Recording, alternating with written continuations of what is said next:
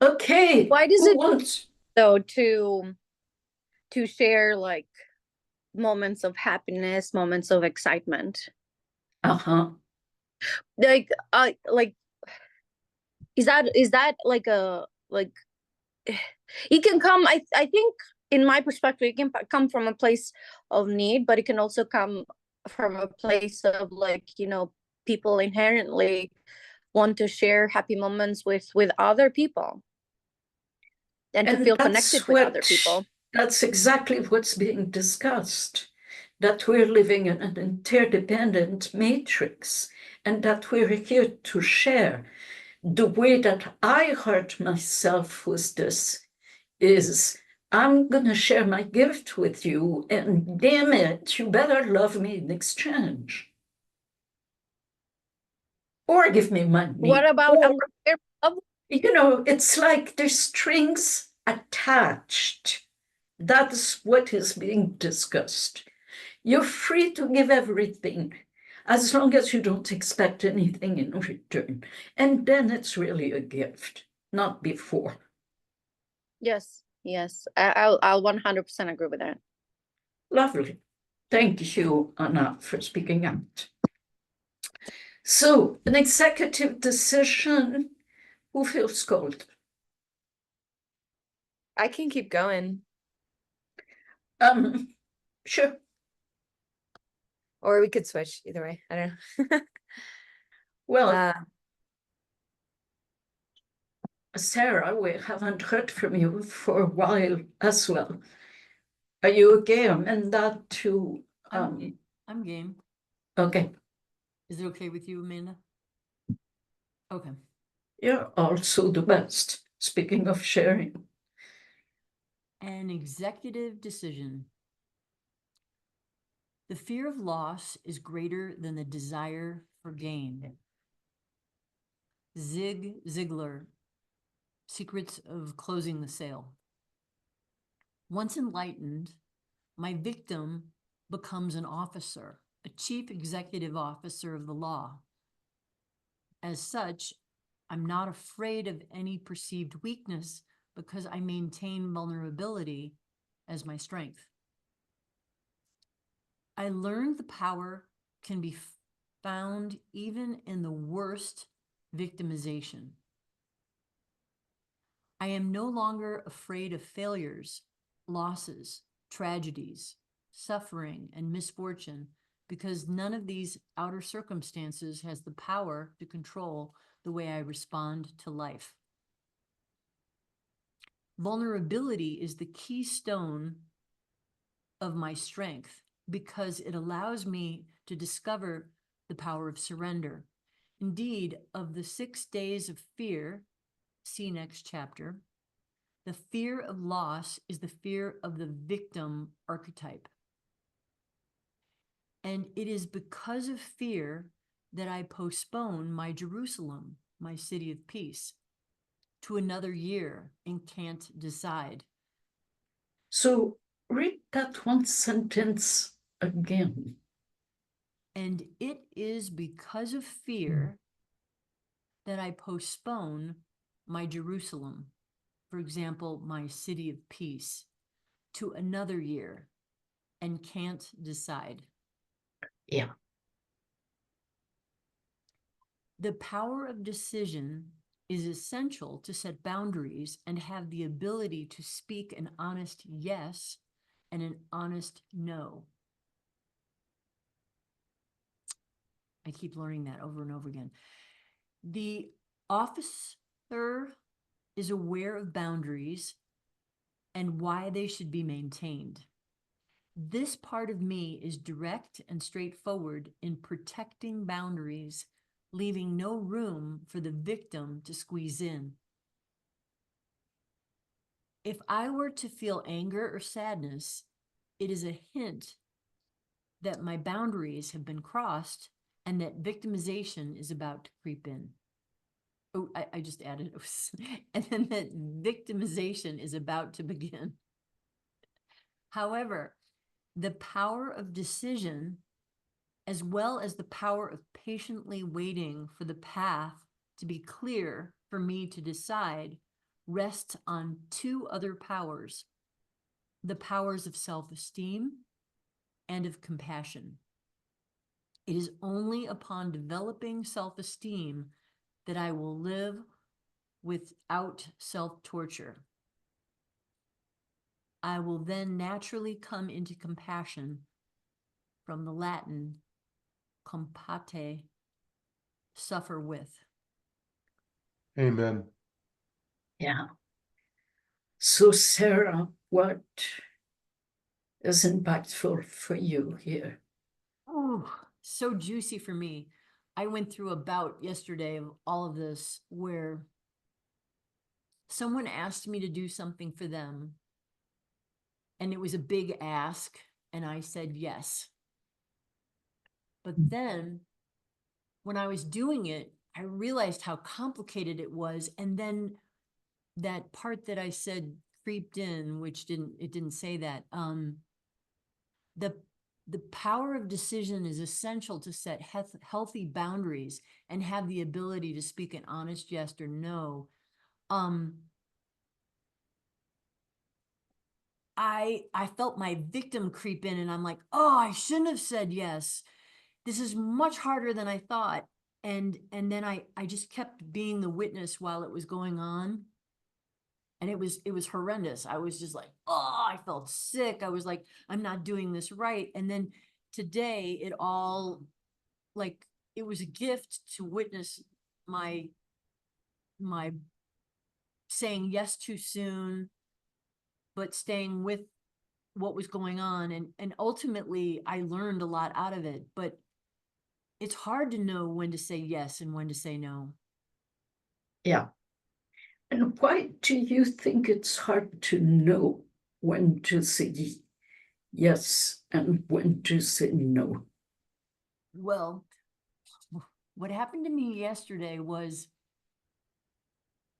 I projected onto this woman that she was my mom, and there was no way for me to know what she was asking of me. And I was just like, I'm fucked. But she's not my mom, and I wasn't fucked, but it felt like I was fucked.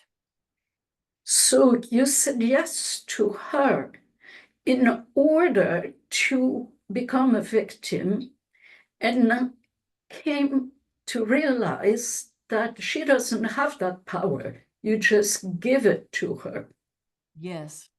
Okay. And So it the was very reason uncomfortable. that you didn't speak an honest no is because you didn't know your power yet. You needed her to see you, to acknowledge you. Mommy, see how Yes. good I am? But there was also something in taking the risk to do something that was out of my comfort zone, where I learned something that I would, if I had just said no, I would have stayed in my comfort zone. And now you're making lemonade out of lemons. Now you're Okay. looking at the silver lining. And that's awesome that you would do that. That's an excellent response to But a would it- challenging situation. But that, But would it have been better if I just said no?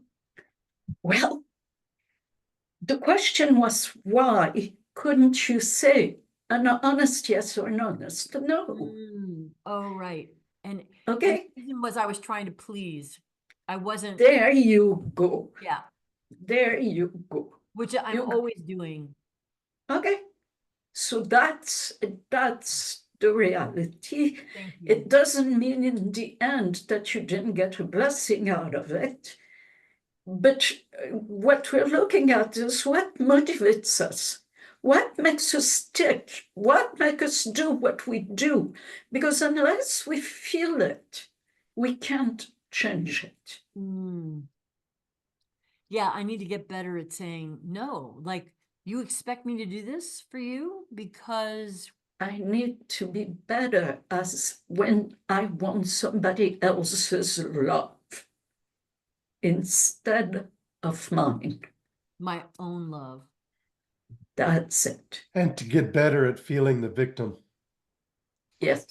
Okay, so what I could have done is said no and then checked out the thing that she wanted me to do. And then I could have had a gift to myself without having to owe someone. Exactly. Mm. You got it. Yeesh.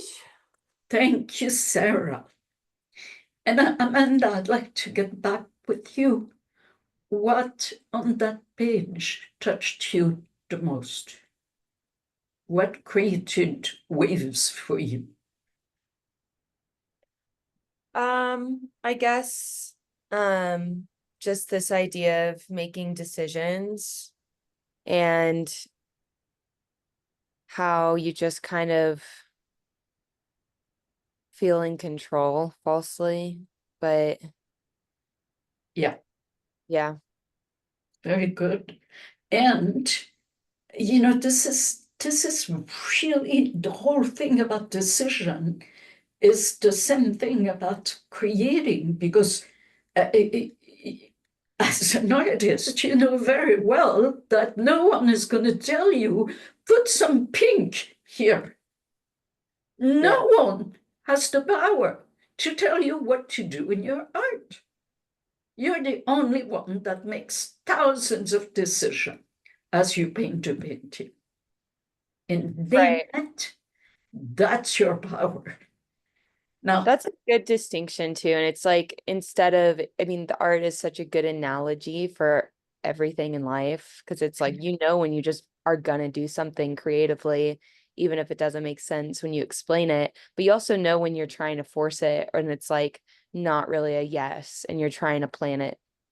you got it. So, yes, that's exactly the power to decide needs to come from the interdependent self that has no doubt that the decision is made for the good of all. Zero doubt. And that's the self-esteem in that last sentence. Yes. I'm curious about like this idea that compassion means to suffer with. Can you expand? That's the etymology of the word. Yeah. In Latin, comes means with, and pati means suffer. So compassion is to be with my pain. Oh, like self-compassion. Yeah, that's the whole passion of Christ. Yeah. There is no compassion other than that, actually. Yeah, exactly. If it's not compassion, what are some things that we confuse for compassion? False compassion or Compassion. Sympathy. pleasing. Sympathy. That's what I was looking for. Sympathy. Like when you Yes. feel it that towards another, like I have compassion Yeah. for the person suffering, you're actually not being compassionate. Yeah. It has a completely different flavor. Cool. Very good. Of course. Susie, would you like to be on the hot seat? I have a question on the last page before we move on. When you talk about boundaries, obviously there's physical boundaries, there's like, this is what I'm, like relationship boundaries, but when we're talking about boundaries within ourselves, is that more of an awareness of when I step out of my own integrity? How would you describe that as a boundary within yourself? Can you ask it differently? I'm not sure I get the question. I'm sure I didn't get the question. It's just put it that way. How does a boundary look like within yourself? Yes Right? or no? That's the ultimate boundary. 0, 1. Am I going to... You see, there's a place where yes and no are opposite to each other. And there's also a place where I always say yes to my heart, even if that means saying no to my beautiful Susie and risking to disappoint her. So there's a place where we can transcend the opposite of yes and no that can ease the saying no, because Sarah was speaking of the pleaser side of her. Every woman knows that identity, even more so than men, because we're taught to please. That's our role. So saying no becomes impossible. And out of that, we're becoming an addict. Well, if I can't say no to Aunt Irma, then let's bring in chocolate, let's bring in beer, let's bring in sex. Because I can say no, I don't have I'm so conditioned by all the shoes that are on me that I might as well blow up the entire thing. And so that's how we end up being addicts. And of course, that grows the guilt, and we're really the doers. I'm the one that started smoking. And none of that is real. So can I say yes, a big, fat yes to whatever is going on? You know, it's what mystics all over the place, from Hafiz to Eckhart Tolle, from all of them. The place where you are right now, be in the moment, stop resisting, stop saying no. Yeah. So our yes and no are completely reversed. We say yes to what is not good for us and no to what is good for us. And instead of saying yes to love, and sometimes saying yes to love is to say no to chocolate, to my Aunt Irma. I gotta meet this Aunt Irma.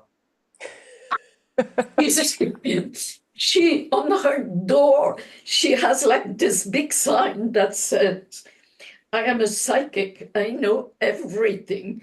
And so one day I knocked on the door and I heard my aunt saying, who is it?